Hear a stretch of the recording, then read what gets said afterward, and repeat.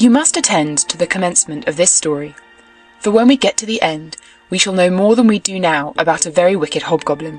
He was one of the very worst, for he was a real demon. One day, when he was in a merry mood, he made a looking-glass which had the power of making everything good or beautiful that was reflected in it almost shrink to nothing, while everything that was worthless and bad looked increased in size and worse than ever. The most lovely landscapes appeared like boiled spinach, and the people became hideous, and looked as if they stood on their heads and had no bodies. Their countenances were so distorted that no one could recognize them, and even one freckle on the face appeared to spread over the whole of the nose and mouth. The demon said this was very amusing. When a good or pious thought passed through the mind of anyone, it was misrepresented in the glass, and then how the demon laughed at his cunning invention. All who went to the demon's school, for he kept a school, talked everywhere of the wonders they had seen, and declared that people could now, for the first time, see what the world and mankind were really like. They carried the glass about everywhere, till at last there was not a land nor a people who had not been looked at through this distorted mirror. They wanted even to fly with it up to heaven to see the angels, but the higher they flew, the more slippery the glass became, and they could scarcely hold it, till at last it slipped from their hands, fell to the earth, and was broken into millions of pieces. But now the looking-glass caused more unhappiness than ever, for some of the fragments were not so large as a grain of sand, and they flew about the world into every country. When one of these tiny atoms flew into a person's eye, it stuck there unknown to him, and from that moment he saw everything through a distorted medium, or could see only the worst side of what he looked at, for even the smallest fragment retained the same power which had belonged to the whole mirror. Some few persons even got a fragment of the looking-glass in their hearts, and this was very terrible, for their hearts became cold like a lump of ice. A few of the pieces were so large that they could be used as window panes. It would have been a sad thing to look at our friends through them. Other pieces were made into spectacles. This was dreadful for those who wore them, for they could see nothing either rightly or justly. At all this the wicked demon laughed till his sides shook. It tickled him so to see the mischief he had done. There were still a number of these little fragments of glass floating about in the air, and now you shall hear what happened with one of them. Second story. A little boy and a little girl. In a large town, full of houses and people, there is not room for everybody to have even a little garden. Therefore they are obliged to be satisfied with the few flowers in flower pots. In one of these large towns lived two poor children who had a garden something larger and better than a few flower pots. They were not brother and sister, but they loved each other almost as if they had been. Their parents lived opposite to each other in two garrets, where the roofs of neighbouring houses projected out towards each other, and the water pipe ran between them. In each house was a little window, so that anyone could step across the gutter from one window to the other. The parents of these children had each a large wooden box, in which they cultivated kitchen herbs for their own use, and a little rose bush in each box, which grew splendidly. Now after a while, the parents decided to place these two boxes across the water pipe, so that they reached from one window to the other, and looked like two banks of flowers. Sweet peas drooped over the boxes, and the rose bushes shot forth long branches, which were trained round the windows, and clustered together almost like a triumphal arch of leaves and flowers. The boxes were very high, and the children knew they must not climb upon them, without permission, but they were often, however, allowed to step out together, and sit upon their little stools under the rose bushes, or play quietly. In winter all this pleasure came to an end, for the windows were sometimes quite frozen over. But then they would warm copper pennies on the stove, and hold the warm pennies against the frozen pane. There would be very soon a little round hole, through which they could peep, and the soft bright eyes of the little boy and girl would beam through the hole at each window as they looked at each other. Their names were Kay and Gerda. In summer they could be together with one jump from the window, but in winter they had to go up and down the long staircase and out through the snow before they could meet. "See, there are the white bees swarming," said Kay's old grandmother one day when it was snowing. "Have they a queen bee?" asked the little boy, for he knew that the real bees had a queen. "To be sure they have," said the grandmother. "She is flying there where the swarm is thickest. She is the largest of them all, and never remains on the earth, but flies up to the dark clouds. Often at midnight she flies through the streets of the town and looks in at the windows. Then the ice freezes on the panes into wonderful shapes that look like flowers and castles. "Yes, I have seen them," said both the children, and they knew it must be true. "Can the Snow Queen come in here?" asked the little girl. "Only let her come," said the boy. "I'll set her on the stove and then she'll melt." Then the grandmother smoothed his hair and told him some more tales. One evening, when little Kay was at home, half undressed, he climbed on a chair by the window and peeped out through the little hole. A few flakes of snow were falling, and one of them, rather larger than the rest, alighted on the edge of one of the flower boxes. This snowflake grew larger and larger, till at last it became the figure of a woman, dressed in garments of white gauze, which looked like millions of starry snowflakes linked together. She was fair and beautiful, but made of ice, shining and glittering ice. Still she was alive, and her eyes sparkled like bright stars, but there was neither peace nor rest in their glance. She nodded towards the window and waved her hand. The little boy was frightened and sprang from the chair. At the same moment it seemed as if a large bird flew by the window. On the following day there was a clear frost, and very soon came the spring.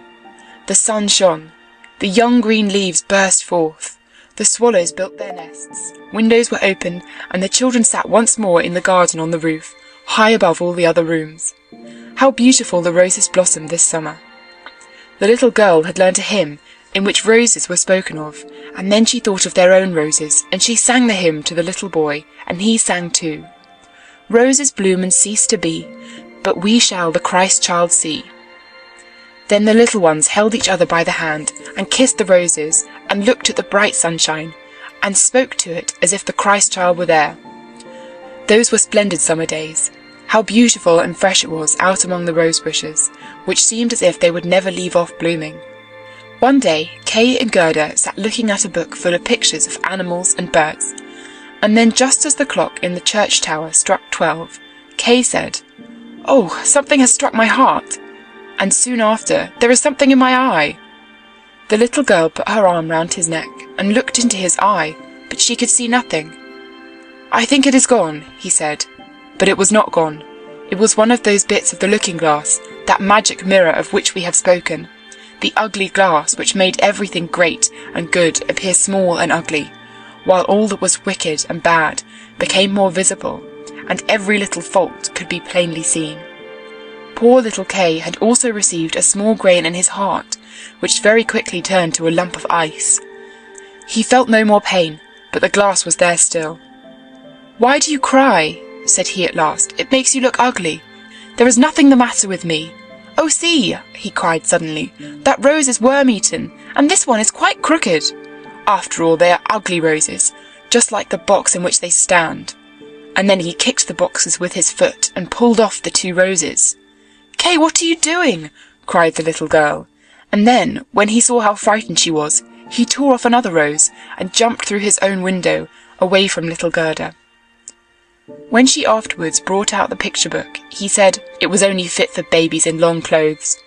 And when grandmother told any stories, he would interrupt her with, "But," or, when he could manage it, he would get behind her chair, put on a pair of spectacles, and imitate her very cleverly to make people laugh.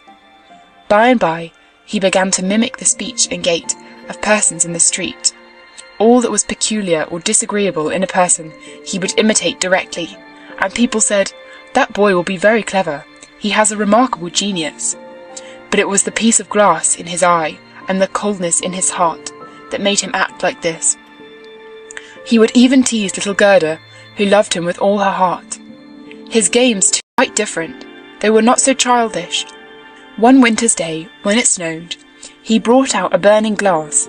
Then he held out the tail of his blue coat and let the snowflakes fall upon it. "Look in this glass, Gerda," said he, and she saw how every flake of snow was magnified and looked like a beautiful flower or a glittering star. "Is it not clever?" said Kay, "and much more interesting than looking at real flowers. There is not a single fault in it, and the snowflakes are quite perfect till they begin to melt." Soon after, Kay made his appearance in large thick gloves and with his sledge at his back. He called upstairs to Gerda, "I've got to leave to go into the great square, where the other boys play and ride," and away he went. In the great square, the boldest among the boys would often tie their sledges to the country people's carts and go with them a good way. This was capital. But while they were all amusing themselves, and Kay with them, a great sledge came by. It was painted white, and in it sat someone wrapped in a rough white fur and wearing a white cap. The sledge drove twice round the square, and Kay fastened his own little sledge to it, so that when it went away he followed with it. It went faster and faster, right through the next street, and then the person who drove turned round and nodded pleasantly to Kay, just as if they were acquainted with each other. But whenever Kay wished to loosen his little sledge, the driver nodded again, so Kay sat still, and they drove out through the town gate. Then the snow began to fall so heavily that the little boy could not see a hand's breadth before him, but still they drove on. Then he suddenly loosened the cord, so that the large sled might go on without him, but it was of no use. His little carriage held fast, and away they went like the wind. Then he called out loudly, but nobody heard him, while the snow beat upon him and the sledge flew onwards. Every now and then it gave a jump as if it were going over hedges and ditches. The boy was frightened and tried to say a prayer, but he could remember nothing but the multiplication table. The snowflakes became larger and larger, till they appeared like great white chickens. All at once they sprang on one side, the great sledge stopped, and the person who had driven it rose up. The fur and the cap, which were made entirely of snow, fell off, and he saw a lady, tall and white. It was the Snow Queen. "We have driven well," said she, "but why do you tremble? Here, creep into my warm fur." Then she seated him beside her in the sledge, and as she wrapped the fur round him, he felt as if he were sinking into a snowdrift. "Are you still cold?" she asked, as she kissed him on the forehead. The kiss was colder than ice. It went quite through to his heart, which was already almost a lump of ice. He felt as if he were going to die, but only for a moment. He soon seemed quite well again, and did not notice the cold around him. "My sledge! Don't forget my sledge!" was his first thought, and then he looked, and saw that it was bound fast to one of the white chickens, which flew behind him with the sledge at its back. The Snow Queen kissed little Kay again, and by this time he had forgotten little Gerda, his grandmother, and all at home. "Now you must have no more kisses," she said, "or I should kiss you to death." Kay looked at her, and saw that she was beautiful. He could not imagine a more lovely and intelligent face. She did not now seem to be made of ice, as when he had seen her through his window and she had nodded to him. In his eyes she was perfect, and she did not feel at all afraid. He told her he could do mental arithmetic as far as fractions, and that he knew the number of square miles and the number of inhabitants in the country, and she always smiled, so that he thought he did not know enough yet, and she looked round the vast expanse as she flew higher and higher with him upon a black cloud, while the storm blew and howled as if it were singing old songs. They flew over woods and lakes, over sea and land. Below them roared the wild wind, the wolves howled and the snow crackled. Over them flew the black screaming crows, and above all shone the moon, clear and bright. And so Kay passed through the long winter's night, and by day he slept at the feet of the Snow Queen. But how fared little Gerda during Kay's absence? What had become of him? No one knew, nor could anyone give the slightest information, excepting the boys, who said that he had tied his sledge to another very large one, which had driven through the street and out at the town gate. Nobody knew where it went. Many tears were shed for him, and little Gerda wept bitterly for a long time. She said she knew he must be dead, that he was drowned in the river which flowed close by the school. Oh, indeed, those long winter days were very dreary, but at last spring came, with warm sunshine. "Kay is dead and gone," said little Gerda. "I don't believe it," said the sunshine. "He is dead and gone," she said to the sparrows. "We don't believe it," they replied, and at last little Gerda began to doubt it herself. "I will put on my new red shoes," she said one morning, "those that Kay has never seen, and then I will go down to the river and ask for him." It was quite early when she kissed her old grandmother, who was still asleep. Then she put on her red shoes and went quite alone out of the town gates toward the river. "Is it true that you have taken my little playmate away from me?" she said to the river. "I will give you my red shoes if you will give him back to me." And it seemed as if the waves nodded to her in a strange manner. Then she took off her red shoes, which she liked better than anything else, and threw them both into the river. But they fell near the bank, and the little waves carried them back to land, just as if the river would not take from her what she loved best, because they could not give her back little Kay. But she thought the shoes had not been thrown out far enough. Then she crept into a boat that lay among the reeds, and threw the shoes again from the farther end of the boat into the water. But it was not fastened, and her movement sent it gliding away from the land. When she saw this, she hastened to reach the end of the boat, but before she could do so, it was more than a yard from the bank, and drifting away faster than ever. Then little Gerda was very much frightened, and began to cry, but no one heard her except the sparrows, and they could not carry her to land, but they flew along by the shore, and sang as if to comfort her. "Here we are! Here we are!" The boat floated with the stream. Little Gerda sat quite still with only her stockings on her feet. The red shoes floated after her, but she could not reach them because the boat kept so much in advance. The banks on each side of the river were very pretty. There were beautiful flowers, old trees, sloping fields in which cows and sheep were grazing, but not a man to be seen. "Perhaps the river will carry me to little Kay," thought Gerda, and then she became more cheerful, and raised her head and looked at the beautiful green banks, and so the boat sailed on for hours. At length she came to a large cherry orchard, in which stood a small red house with strange red and blue windows. It had also a thatched roof, and outside were 2 wooden soldiers that presented arms to her as she sailed past. Gerda called out to them, for she thought they were alive, but of course they did not answer. As the boat drifted nearer to the shore, she saw what they really were. Then Gerda called still louder, and then came a very old woman out of the house, leaning on a crutch. She wore a large hat to shade her from the sun, and on it were painted all sorts of pretty flowers. "You poor little girl," said the old woman, "how did you manage to come all this distance into the wide world on such a rapid rolling stream?" And then the old woman walked in the water, seized the boat with her crutch, and drew it to land, and lifted Gerda out. And Gerda was glad to feel herself on dry ground, although she was rather afraid of the stranger. "Come and tell me who you are," she said, "and how came you here?" Then Gerda told her everything, while the old woman shook her head and said, "Hum, hum." And when she finished, Gerda asked if she had not seen little Kay, and the old woman told her he had not passed by that way, but he very likely would come. So she told Gerda not to be sorrowful, but to taste the cherries and look at the flowers. They were better than any picture book, for each of them could tell a story. Then she took Gerda by the hand and led her into the little house, and the old woman closed the door.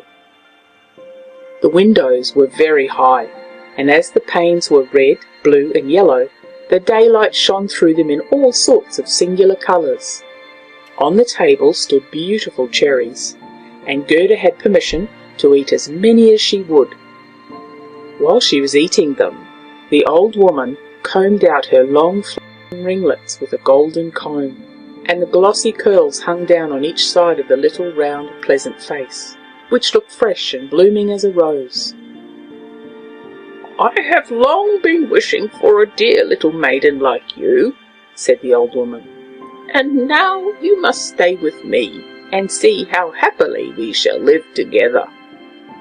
And while she went on combing little Gerda's hair, she thought less and less about her adopted brother Kay, for the old woman could conjure.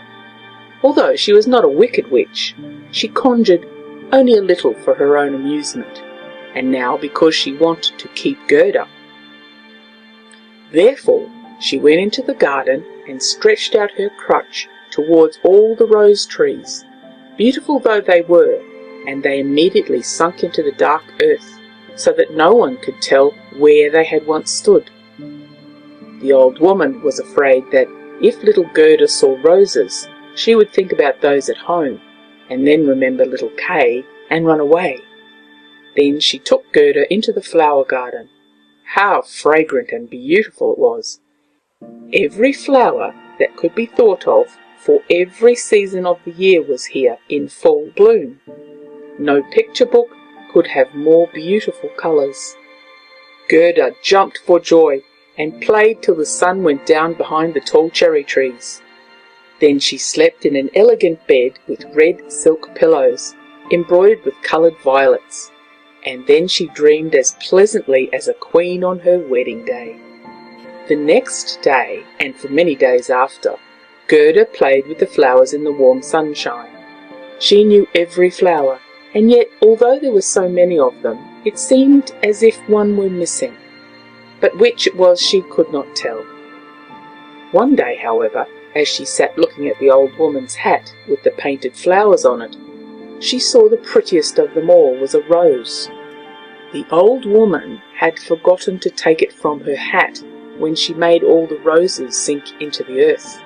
But it is difficult to keep the thoughts together in everything. One little mistake upsets all our arrangements. "What? Are there no roses here?" cried little Gerda, and she ran out into the garden and examined all the beds, and searched and searched. There was not one to be found. Then she sat down and wept, and her tears fell just on the place where one of the rose trees had sunk down. The warm tears moistened the earth, and the rose tree sprouted up at once, as blooming as when it had sunk, and Gerda embraced it and kissed the roses, and thought of the beautiful roses at home, and with them of little Kay. "Oh, how I have been detained!" said the little maiden. "I wanted to seek for little Kay. Do you know where he is?" she asked the roses. "Do you think he is dead?" And the roses answered, "No, he is not dead. We have been in the ground where all the dead lie, but Kay is not there." "Thank you," said little Gerda, and then she went to the other flowers and looked into their little cups and asked, "Do you know where little Kay is?" But each flower, as it stood in the sunshine, dreamed only of its own little fairy tale of history.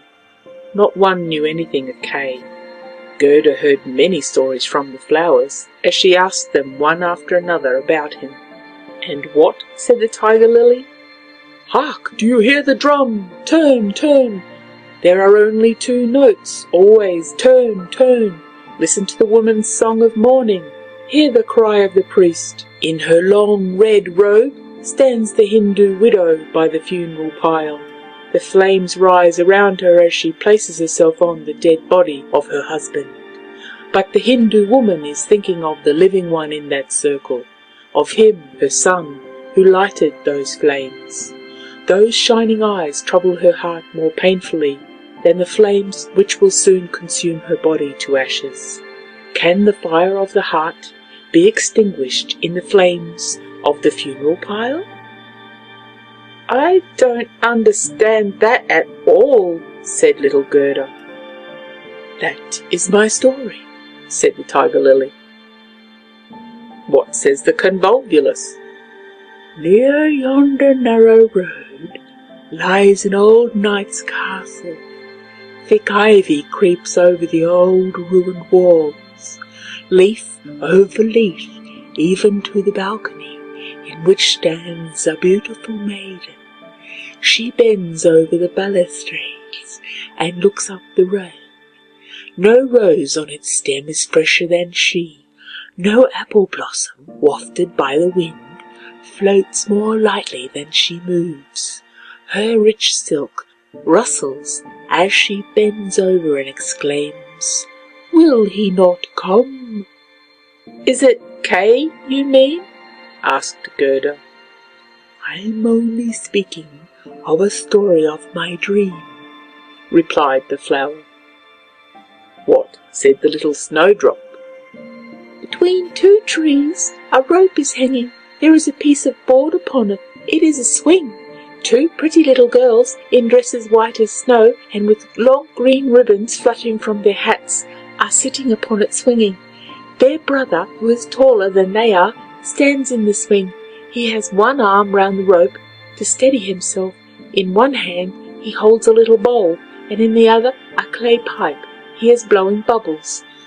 As the swing goes on, the bubbles fly upward, reflecting the most beautiful varying colours.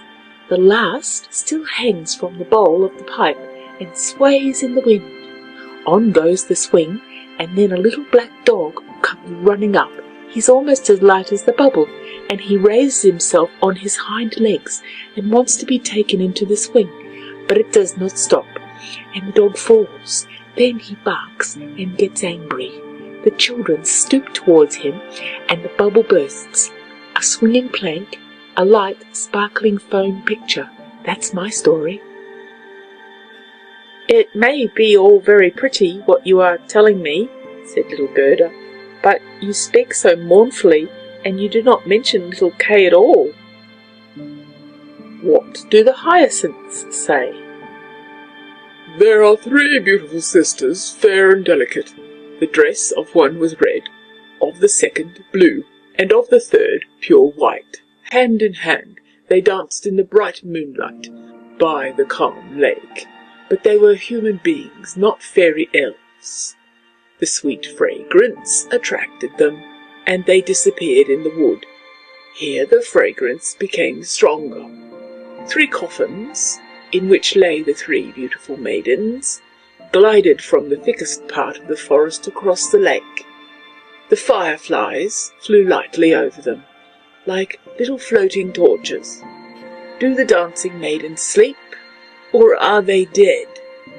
The scent of the fez that they are corpses. The evening bell tolls their knell. Oh, you make me quite sorrowful, said little Gerda.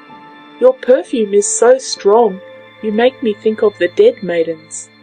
Ah, is little Kay really dead then? The roses have been in the earth and they say no.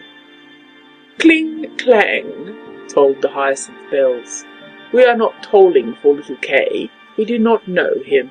We sing our song, the only one we know. Then Gerda went to the buttercups that were glittering among the bright green leaves.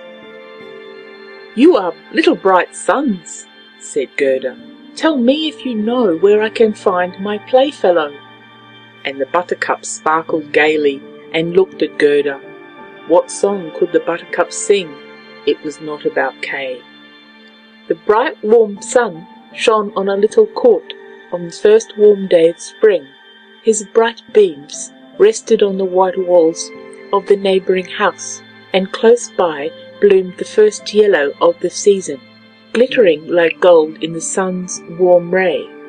An old woman sat in her armchair at the house door, and her granddaughter, a poor and pretty servant maid, came to see her for a short visit. When she kissed her grandmother, there was gold everywhere, the gold of the heart in that holy kiss. It was a golden morning. There was gold in the beaming sunlight, gold in the leaves of the lowly flower, and on the leaves of the maiden. There, that is my story, said the buttercup. My poor old grandmother, sighed Gerda. She is longing to see me, and grieving for me as she did for little Kay. But I shall soon go home now, and take little Kay with me. It's no use asking the flowers. They know only their own songs, and can give me no information. And then she tucked up her little dress, that she might run faster, but the narcissus caught her by the leg as she was jumping over it. So she stopped and looked at the tall yellow flower and said, Perhaps you may know something?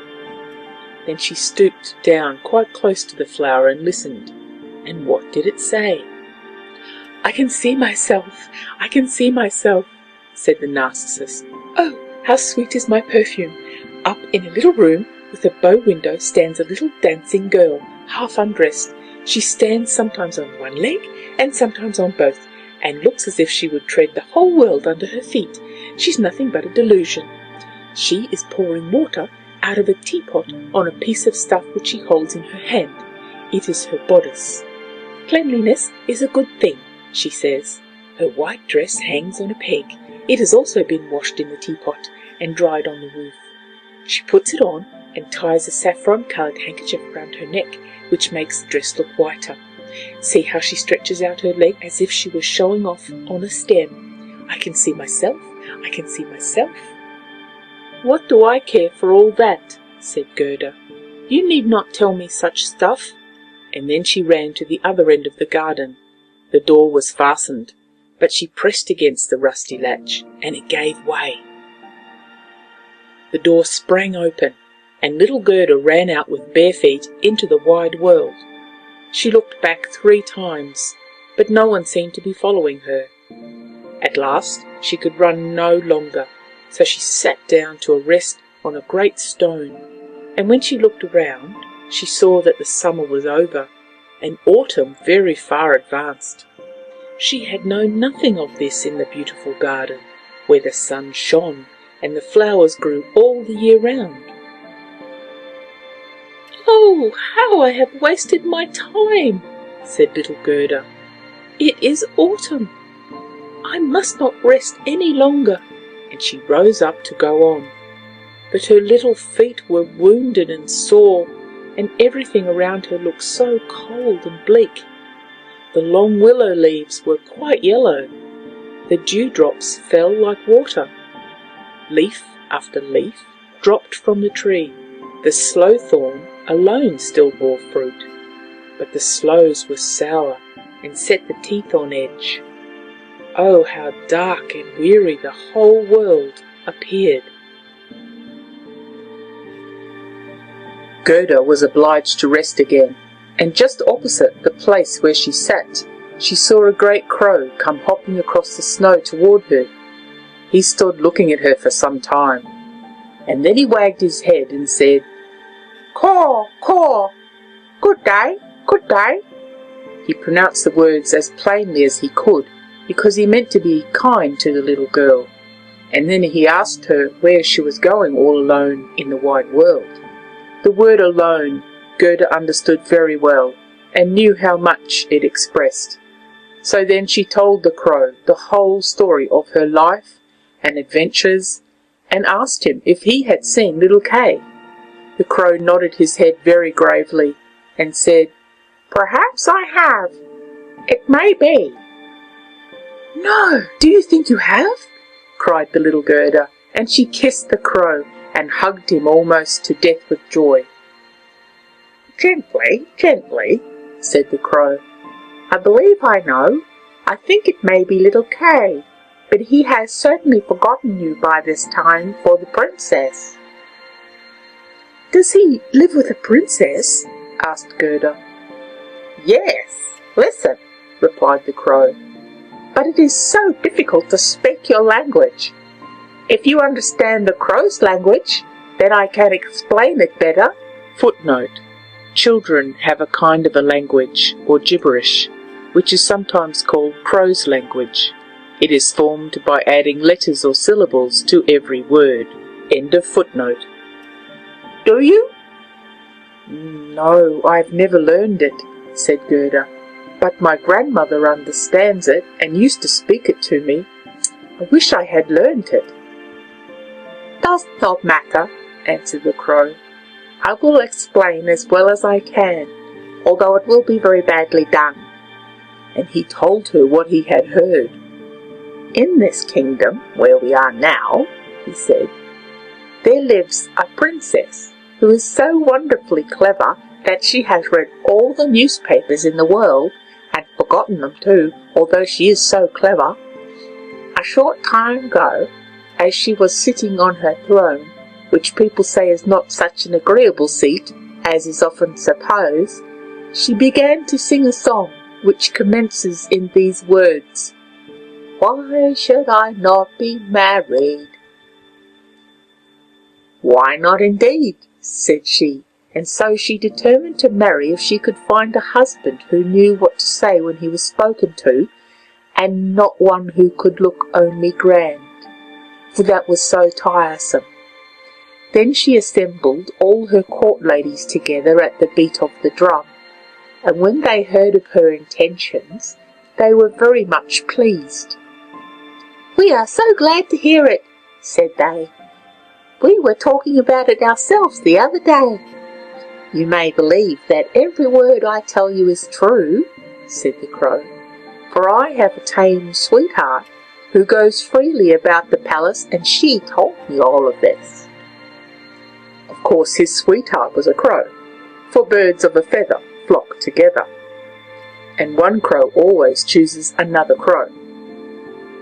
Newspapers were published immediately with a border of hearts, and the initials of the princess among them.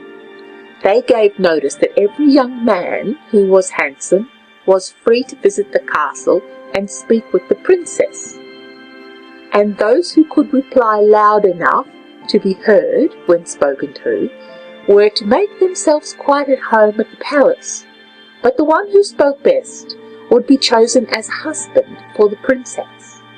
Yes, yes, you may believe me, it is all as true as I sit here, Crow. The people came in crowds. There was a great deal of crushing and running about, but no one succeeded either on the first or second day. They could all speak very well while they were outside in the streets, but when they entered the palace gates and saw the guards in silver uniforms, and the footmen in their golden livery on the staircase, and the great halls lighted up, they became quite confused. And when they stood before the throne on which the princess sat, they could do nothing but repeat the last words she had said, and she had no particular wish to hear her own words over again. It was just as if they had all taken something to make them sleepy while they were in the palace, for they did not recover themselves, nor speak till they got back again into the street. There was quite a long line of them reaching from the town gate to the palace. I went myself to see them, said the Crow. They were hungry and thirsty, for at the palace they could not get even a glass of water. Some of the wisest had taken a few slices of bread and butter with them, but they did not share it with their neighbours.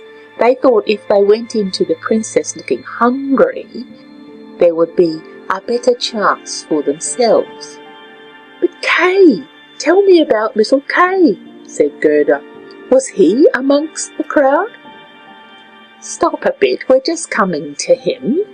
It was on the third day there came marching cheerfully along to the palace a little personage without horses or carriage, his eyes sparkling like yours. He had beautiful long hair, but his clothes were very poor." "That was Kay," said Gerda joyfully. "Oh, then I have found him," and she clapped her hands. "He had a little knapsack on his back," added the Crow. "No, it must have been his sledge," said Gerda, "for he went away with it." "It may have been so," said the Crow. "I did not look at it very closely, but I know from my tame sweetheart that he passed through the palace gates, saw the guards in their silver uniform, and the servants in their liveries of gold on the stairs, but he was not in the least embarrassed." "It must be very tiresome to stand on stairs," he said. "I prefer to go in." The rooms were blazing with light. Councillors and ambassadors walked about with bare feet, carrying golden vessels. It was enough to make anyone feel serious. His boots creaked loudly as he walked, and yet he was not at all uneasy. "It must be Kay," said Gerda. "I know he had new boots on. I have heard them creak in the grandmother's room." "They really did creak," said the Crow, yet he went boldly up to the princess herself who was sitting on a pearl as large as a spinning wheel, and all the ladies of the court were present with their maids, and all the cavaliers with their servants, and each of the maids had another maid to wait upon her, and the cavaliers' servants had their own servants, as well as a page each. They all stood in circles round the princess, and the nearer they stood to the door, the prouder they looked. The servants' pages, who always wore slippers, could hardly be looked at. They held themselves up so proudly by the door. "Oh, it must be quite awful," said little Gerda. "But did Kay win the princess?" "If I had not been a crow," said he, "I would have married her myself, although I am engaged." He spoke just as well as I do when I speak the crow's language, so I heard from my tame sweetheart. He was quite free and agreeable, and said he had not come to woo the princess, but to hear her wisdom, as he was as pleased with her as she was with him. "Oh, certainly that was Kay," said Gerda. "He was so clever, he could work mental arithmetic and fractions. Oh, will you take me to the palace?"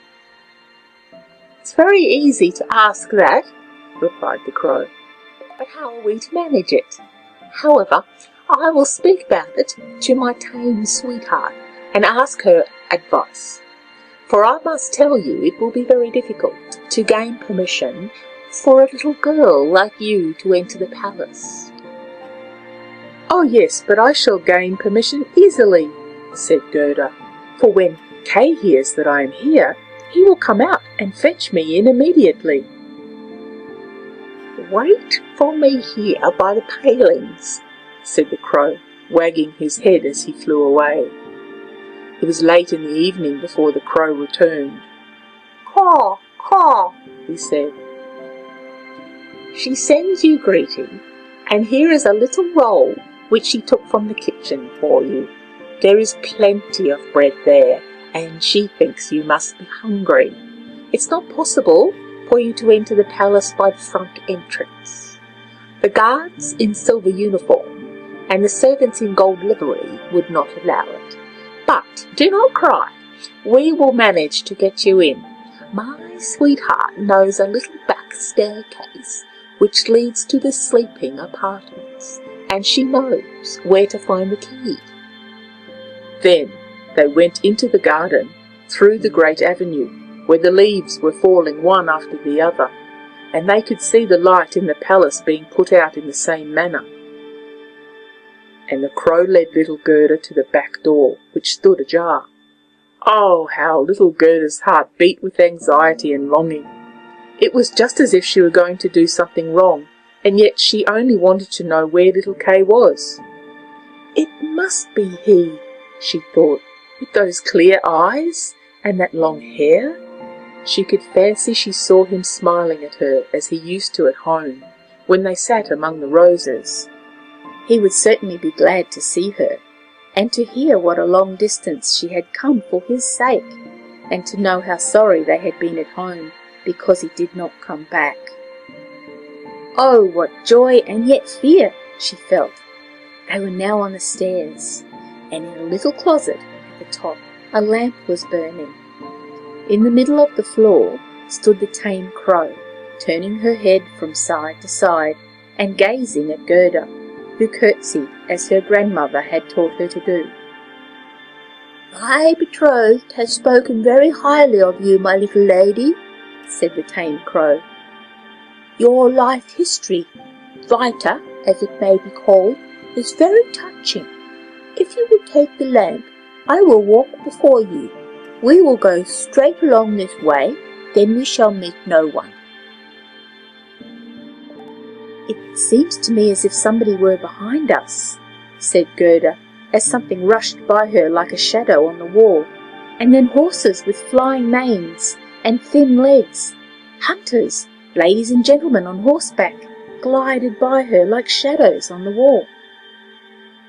"They are only dreams," said the crow. They are coming to fetch the thoughts of the great people out hunting. All the better, for we shall be able to look at them in their beds more safely. I hope that when you rise to honour and favour, you will show a grateful heart." "You may be quite sure of that," said the crow from the forest. They now came into the first hall, the walls of which were hung with rose-coloured satin, embroidered with artificial flowers. Here the dreams again flitted by them, but so quickly that Gerda could not distinguish the royal persons. Each hall appeared more splendid than the last. It was enough to bewilder anyone. At length they reached a bedroom. The ceiling was like a great palm tree, with glass leaves of the most costly crystal, and over the centre of the floor 2 beds, each resembling a lily, hung from a stem of gold. One on which the princess lay was white, the other was red, and in this Gerda had to seek for little Kai. She pushed one of the red leaves aside and saw a little brown neck. "Oh, that must be Kai!" She called his name out quite loud and then held the lamp over him. The dreams rushed back into the room on horseback. He woke and turned his head around. It was not little Kai. The prince was only like him in the neck. Still, he was young and pretty. Then the princess peeped out of her white lily bed and asked what was the matter. Then little Gerda wept and told her story, and all that the crows had done to help her. "You poor child," said the prince and princess. Then they praised the crows, and said that they were not angry for what they had done, but that it must not happen again, and this time they should be rewarded. "Would you like to have your freedom?" asked the princess. "Or would you prefer to be raised to the position of court crows, with all that is left in the kitchen for yourselves?" Then both the crows bowed and begged to have a fixed appointment, for they thought of their old age, and said it would be so comfortable to feel that they had provision for their old days, as they called it. And then the prince got out of his bed and gave it up to Gerda. He could do no more, and she lay down. She folded her little hands and thought, "How good everyone is to me, men and animals too." Then she closed her eyes and fell into a sweet sleep. All the dreams came flying back again to her, and they looked like angels, and one of them drew a little sledge on which sat Kay and nodded to her. But all this was only a dream, and vanished as soon as she awoke.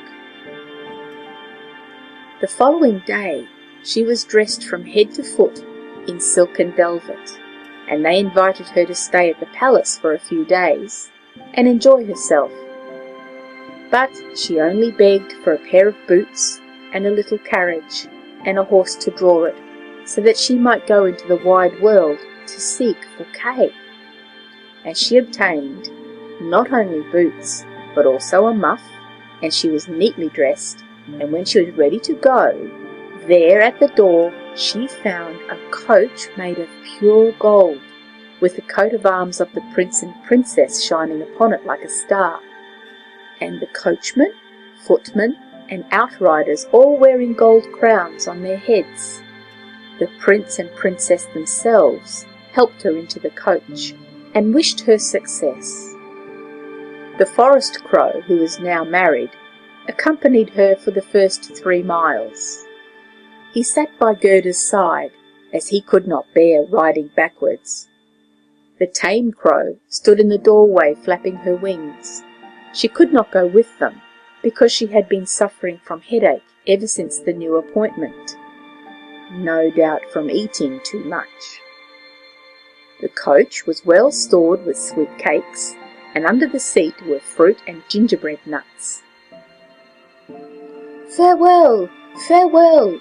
cried the prince and princess, and little Gerda wept, and the crow wept, and then after a few miles the crow also said, Farewell!" And this was the saddest parting.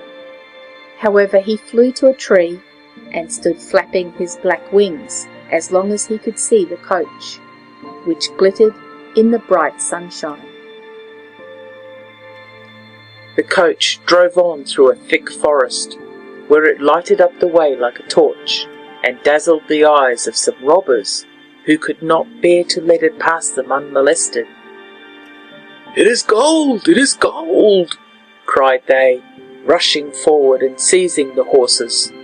Then they struck the little jockeys, the coachman and the footman dead, and pulled little Gerda out of the carriage. "Oh, she's fat and pretty, and she has been fed with the kernels of nuts," said the old robber woman, who had a long beard and eyebrows that hung over her eyes. "She is as good as a little lamb. How nice she will taste." And as she said this, she drew forth a shining knife that glittered horribly. "Ow!" screamed the old woman the same moment, for her own daughter, who held her back, had bitten her in the ear. She was a wild and naughty girl, and the mother called her an ugly thing, and had not time to kill Gerda. "She shall play with me," said the little robber girl. "She shall give me her muff and her pretty dress, and sleep with me in my bed." And then she bit her mother again, and made her spring in the air and jump about, and all the robbers laughed and said, "See how she's dancing with her young cub."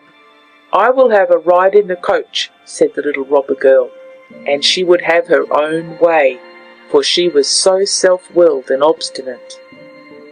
She and Gerda seated themselves in the coach and drove away, over stumps and stones, into the depths of the forest. The little robber girl was about the same size as Gerda, but stronger. She had broader shoulders. Her eyes were quite black, and she had a mournful look.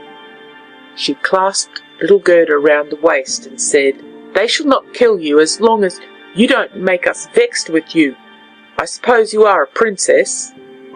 "No," said Gerda, and then she told her all her history, and how fond she was of little Kay. The robber girl looked earnestly at her, nodded her head slightly, and said, "They shan't kill you, even if I do get angry with you, for I will do it myself." And then she wiped Gerda's eyes, and stuck her own hands in the beautiful muff, which was so soft and warm. The coach stopped in the courtyard of a robber's castle, the walls of which were cracked from top to bottom. Ravens and crows flew in and out of the holes and crevices, while great bulldogs, either of which looked as if it could swallow a man, were jumping about, but they were not allowed to bark. In the large and smoky hall, a bright fire was burning on the stone floor. There was no chimney, so the smoke went up to the ceiling and found a way out for itself. Soup was boiling in a large cauldron, and hares and rabbits were roasting on the spit. "You shall sleep with me and all my little animals tonight," said the robber girl, after they had had something to eat and drink. So she took Gerda to a corner of the hall, where some straw and carpets were laid down.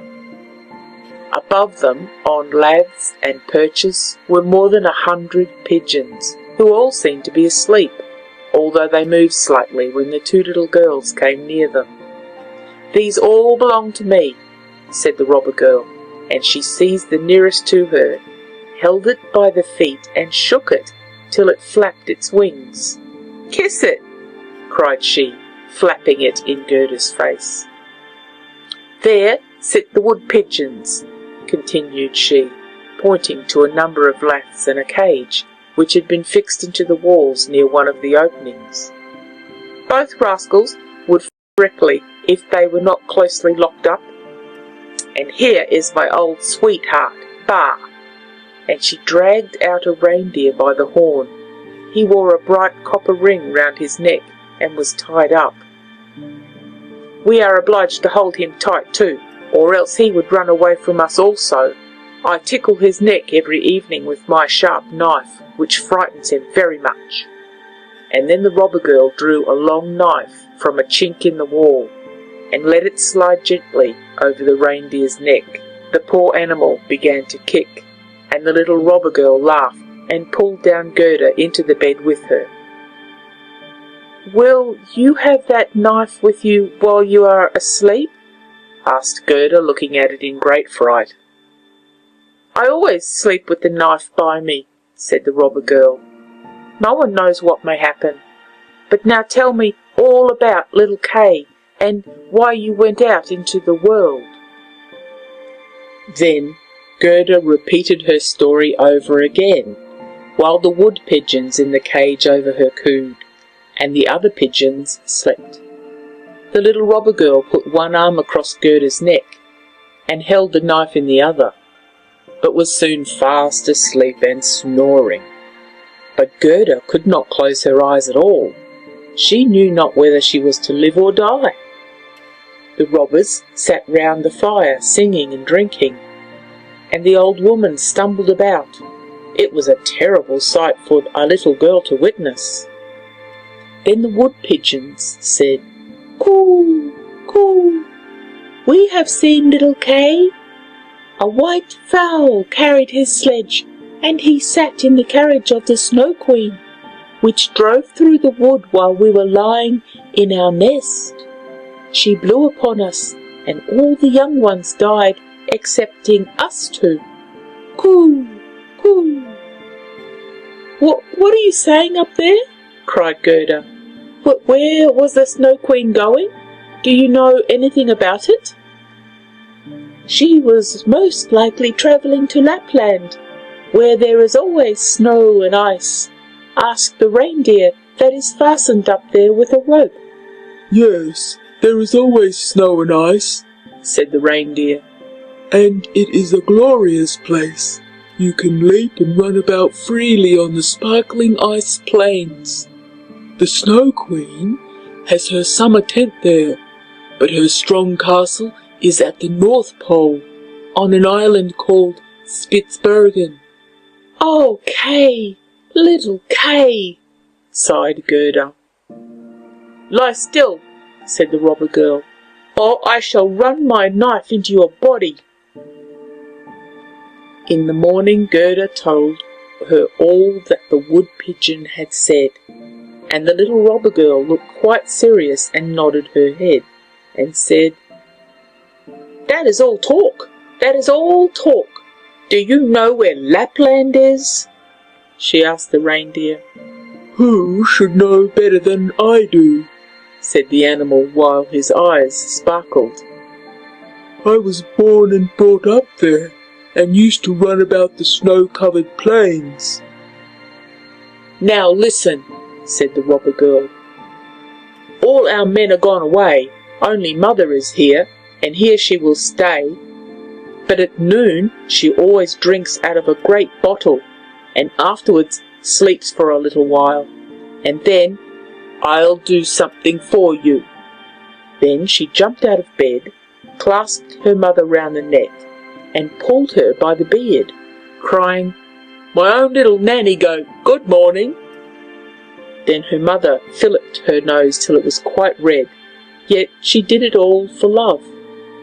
When the mother had drunk out of the bottle and was gone to sleep, the little robber maiden went to the reindeer and said, "I should like very much to tickle your neck a few times more with my knife, for it makes you look so funny. But never mind, I will untie your cord and set you free, so that you may run away to Lapland. But you must make good use of your legs, and carry this little maiden to the castle of the Snow Queen, where her playfellow is. You have heard what she told me, for she spoke loud enough, and you were listening." Then the reindeer jumped for joy, and the little robber girl lifted Gerda on his back, and had the forethought to tie her on, and even to give her her own little cushion to sit on. "Here are your fur boots for you," said she, for it will be very cold, but I must keep the muff, it's so pretty. However, you shall not be frozen for the want of it. Here are my mother's large warm mittens. They will reach up to your elbows. Let me put them on. There, now your hands look just like my mother's. But Gerda wept for joy. "Oh, I don't like to see you fret," said the little robber girl. "You ought to look quite happy now, and there are 2 loaves and ham, so that you need not starve." These were fastened on the reindeer, and then the little robber maiden opened the door, coaxed in all the great dogs, and then cut the string with which the reindeer was fastened with her sharp knife, and said, "Now run, but mind you take care of the little girl." And then Gerda stretched out her hand with the great mitten on it towards the little robber girl and said, "Farewell!" And away flew the reindeer, over stumps and stones, through the great forest, over marshes and plains, as quickly as he could. The wolves howled, and the ravens screamed, while up in the sky quivered red lights like flames of fire. "There are my old northern lights," said the reindeer. "See how they flash?"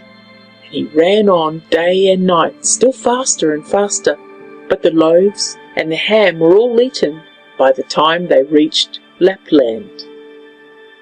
They stopped at a little hut. It was very mean looking.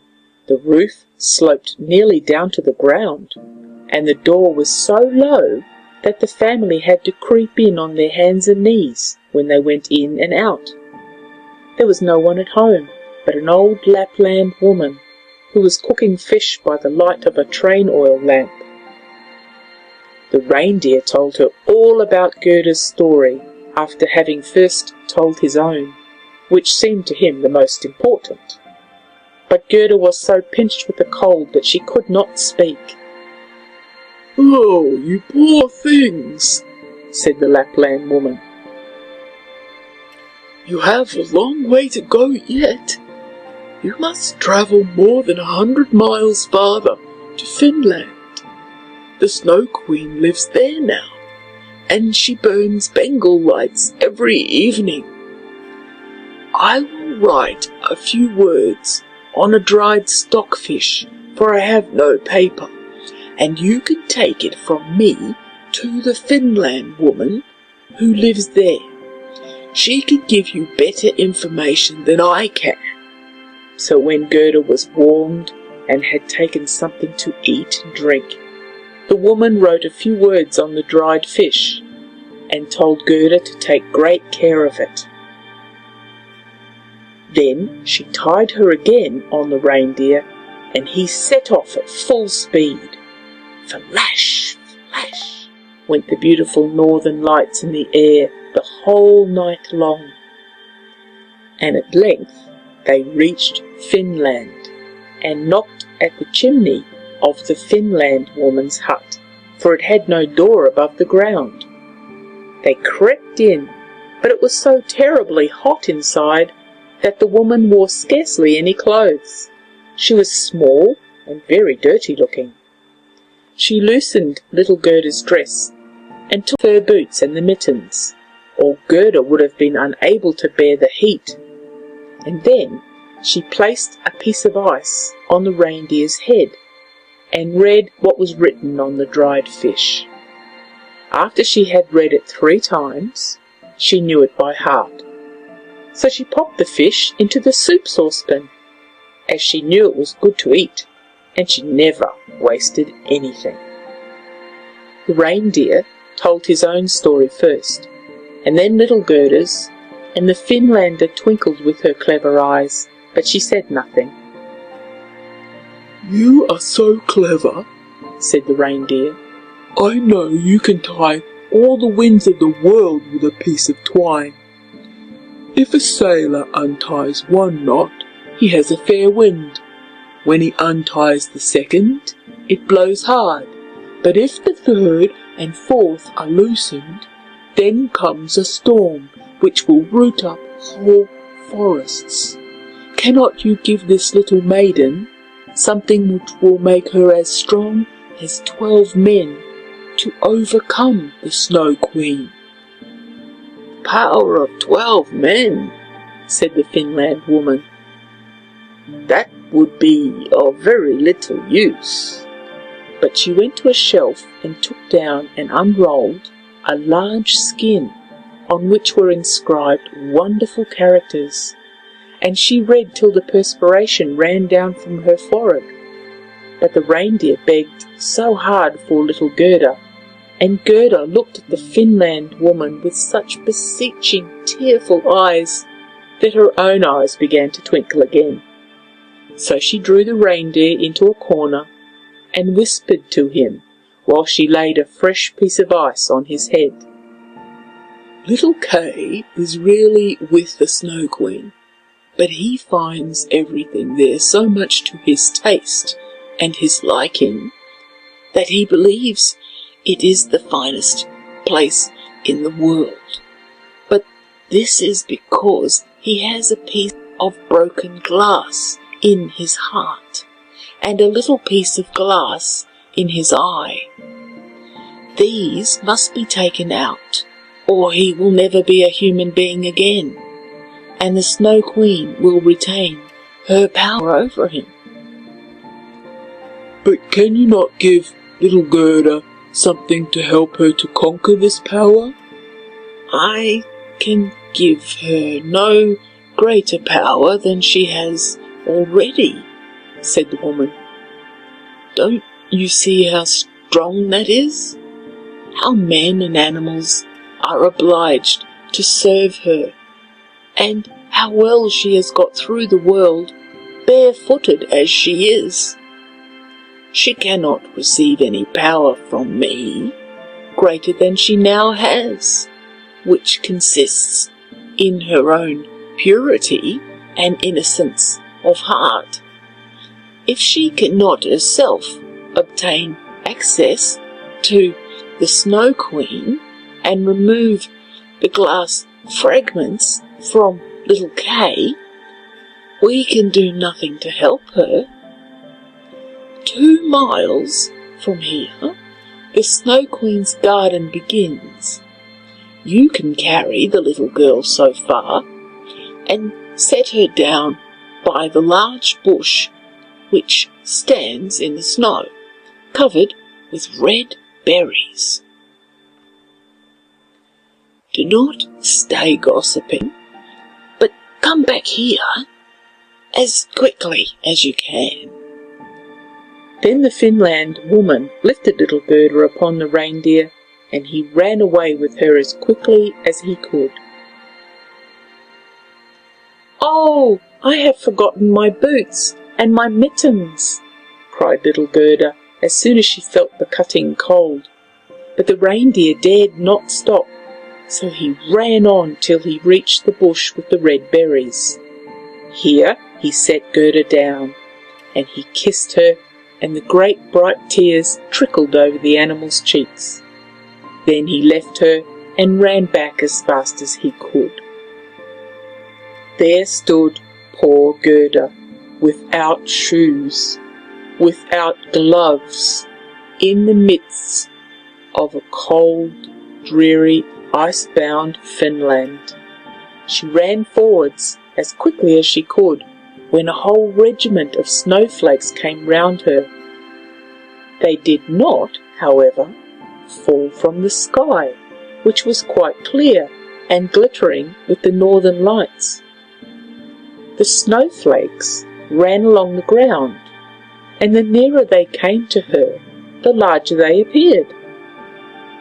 Gerda remembered how large and beautiful they looked through the burning glass, but these were really larger and much more terrible, for they were alive, and were the guards of the Snow Queen, and had the strangest shapes. Some were like great porcupines, others like twisted serpents, with their heads stretching out, and some few were like little fat bears with their hair bristled, but all were dazzlingly white, and all were living snowflakes. Then little Gerda repeated the Lord's Prayer, and the cold was so great that she could see her own breath come out of her mouth like steam as she uttered the words.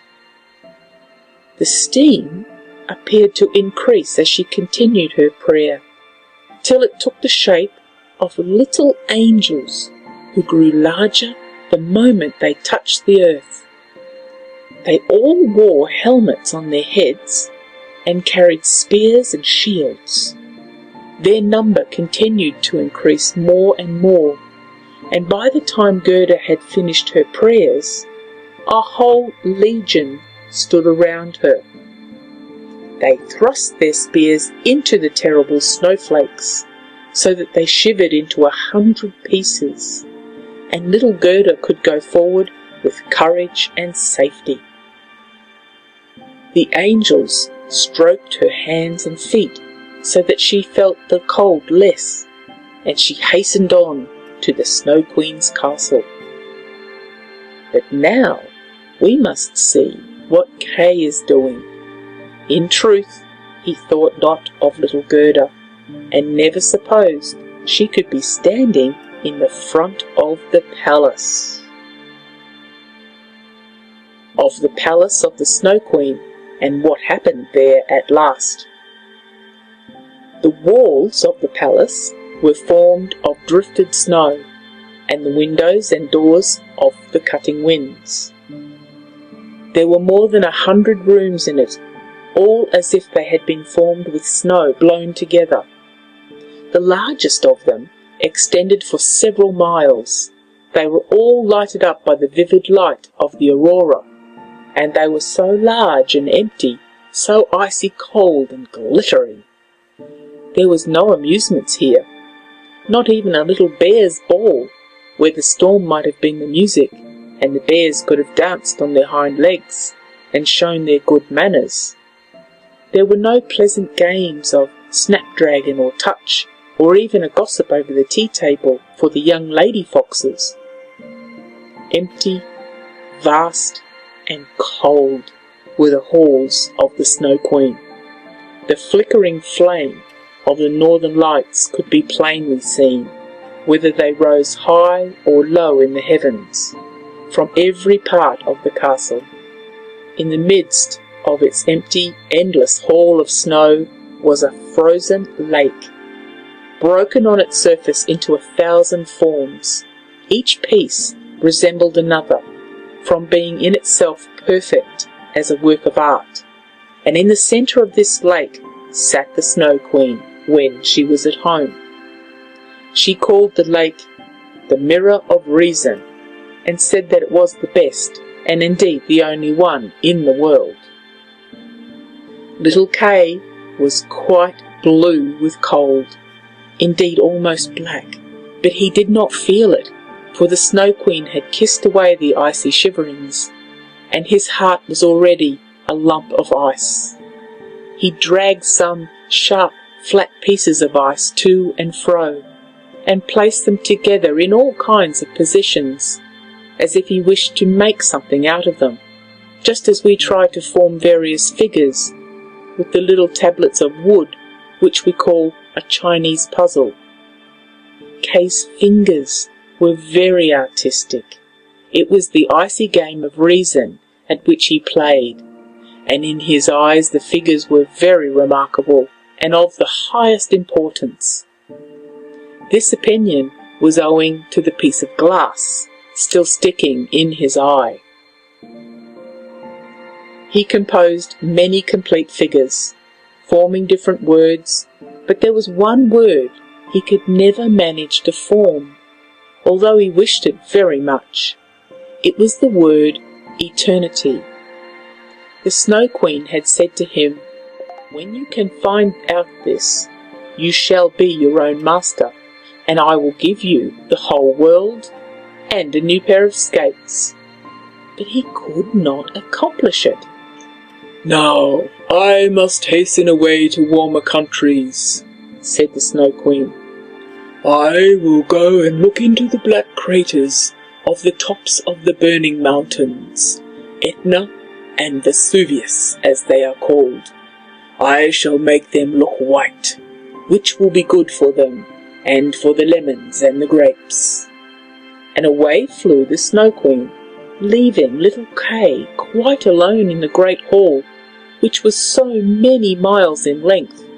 So he sat and looked at his pieces of ice, and was thinking so deeply, and sat so still, that anyone might have supposed he was frozen. Just at this moment it happened that little Gerda came through the great door of the castle.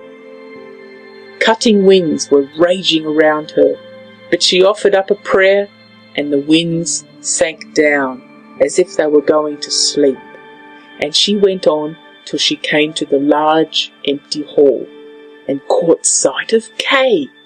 She knew him directly. She flew to him and threw her arms around his neck and held him fast, while she exclaimed, "Kay, dear little Kay, I have found you at last." But he sat quite still, stiff and cold. Then little Gerda wept hot tears, which fell on his breast, and penetrated into his heart, and thawed the lump of ice, and washed away the little piece of glass which had stuck there. Then he looked at her, and she sang, "Roses bloom and cease to be, but we shall the Christ child see." Then Kay burst into tears, and he wept so that the splinter of glass swam out of his eye. Then he recognized Gerda, and said joyfully, "Gerda, dear little Gerda, where have you been all this time, and where have I been?" And he looked all around him and said, "Oh, how cold it is, and how large and empty it all looks." And he clung to Gerda, and she laughed and wept for joy.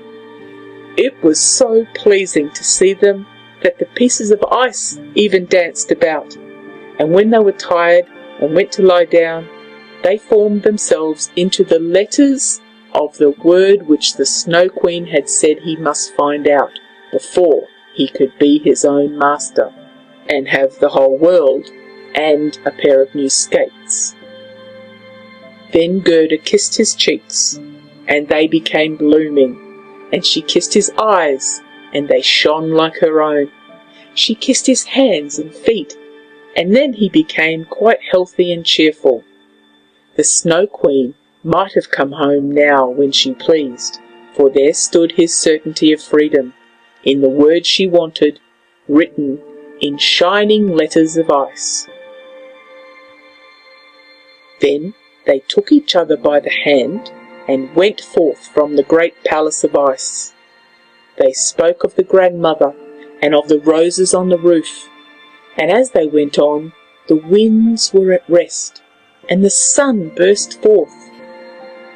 When they arrived at the bush with red berries, there stood the reindeer waiting for them, and he had brought another young reindeer with him, whose udders were full, and the children drank her warm milk and kissed her on the mouth. Then they carried Kay and Gerda first to the Finland woman, where they warmed themselves thoroughly in the hot room, and she gave them directions about their journey home. Next they went to the Lapland woman, who had made some new clothes for them, and put their sleighs in order. Both the reindeer ran by their side, and followed them as far as the boundaries of the country, where the first green leaves were budding. And there they took leave of the two reindeer and the Lapland woman, and all said farewell. Then the birds began to twitter, and the forest too was full of green young leaves, and out of it came a beautiful horse, which Gerda remembered, for it was the one which had drawn the golden coach. A young girl was riding on it, with a shining red cap on her head, and pistols in her belt. It was the little robber maiden who had got tired of staying at home. She was going first to the north, and if that did not suit her, she meant to try some other part of the world. She knew Gerda directly, and Gerda remembered her. It was a joyful meeting. "You're a fine fellow to go gadding about in this way," she said to little Kay. "I should like to know whether you deserve that anyone should go to the end of the world to find you." But Gerda patted her cheeks and asked after the prince and princess. "They are gone to foreign countries," said the robber girl. "And the crow?" asked Gerda. "Oh, the crow is dead," she replied. "His tame sweetheart is now a widow, and wears a bit of black worsted round her leg. She mourns very pitifully, but it's all stuff. But now tell me how you managed to get him back." Then Gerda and Kay told her all about it. "Snip, snap, snare! It's all right at last," said the robber girl. Then she took both their hands and promised that if ever she should pass through the town, she would call and pay them a visit. And then she rode away into the wide world. But Gerda and Kay went hand in hand towards home, and as they advanced, spring appeared more lovely with its green verdure and its beautiful flowers. Very soon they recognized the large town where they lived, and the tall steeples of the churches, in which the sweet bells were ringing a merry peal as they entered it and found their way to their grandmother's door. They went upstairs into the little room, where all looked just as it used to do. The old clock was going tick, tick, and the hands pointed to the time of day. Those uncontrollable leaks improved dramatically, and Kegels had nothing to do with it. Most people don't know. But as they passed through the door into the room, they perceived that they were both grown up and become a man and woman. The roses out on the roof were in full bloom, and peeped in at the window, and there stood the little chairs on which they had sat when children. And Kay and Gerda seated themselves each on their own chair, and held each other by the hand, while the cold, empty grandeur of the Snow Queen's palace vanished from their memories like a painful dream. The grandmother sat in God's bright sunshine, and she read aloud from the Bible. "Except ye become as little children, ye shall in no wise enter into the kingdom of God." And Kay and Gerda looked into each other's eyes, and all at once understood the words of the old song. "Roses bloom and cease to be, but we shall the Christ child see." And they both sat there, grown up, yet children at heart, and it was summer, warm, beautiful summer.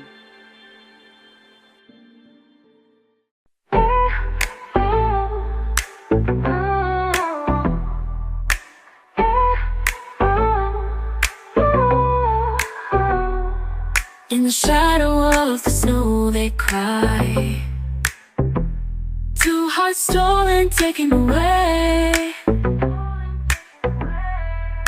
Mirror shards, the pain won't lie.